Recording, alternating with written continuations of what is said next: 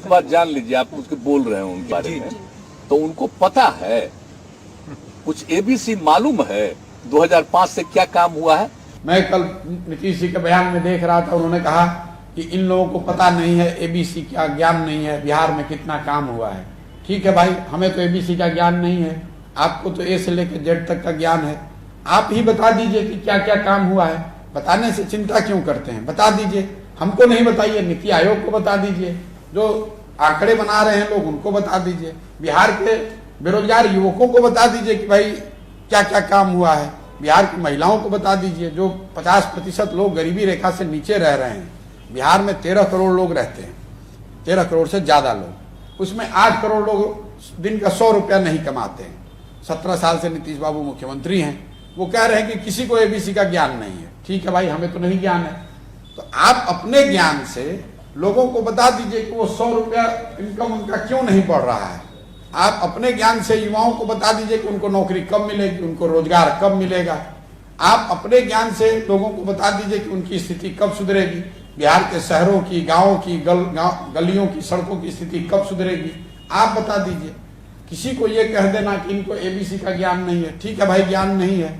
बिहार में एकमात्र पढ़े लिखे समझदार व्यक्ति नीतीश कुमार के शब्द में सिर्फ नीतीश कुमार ही हैं, दूसरे आदमी सब अनपढ़ हैं, हम लोग सब बेवकूफ हैं, हम लोग को कुछ नहीं आता है। एकमात्र पढ़े लिखे समझदार व्यक्ति नीतीश कुमार हैं, उन्हीं को सब पता है, किसी को कुछ दूसरा नहीं पता है। आप मुझे बता दीजिए कि महागठबंधन जिसको आप कह रहे हैं सरकार बनी, उन्होंने क्या एजेंडा घोषित किया है जो कि पीछे की सरकार से अलग है। एक बात जरूर नीतीश कुमार जी ने कही है कि वो आने वाले 1 साल में 10 लाख सरकारी नौकरी दे देंगे और 10 लाख रोजगार दे देंगे। यही एक घोषणा मैं देख रहा हूं कि पिछले सरकार से अलग हुआ है, तो उस पर मैंने टिप्पणी की है। पहले तो ये आप आश्चर्य की बात है कि 17 साल मुख्यमंत्री रहने के बाद आपको याद आया कि 10 लाख सरकारी नौकरी दी जा सकती है।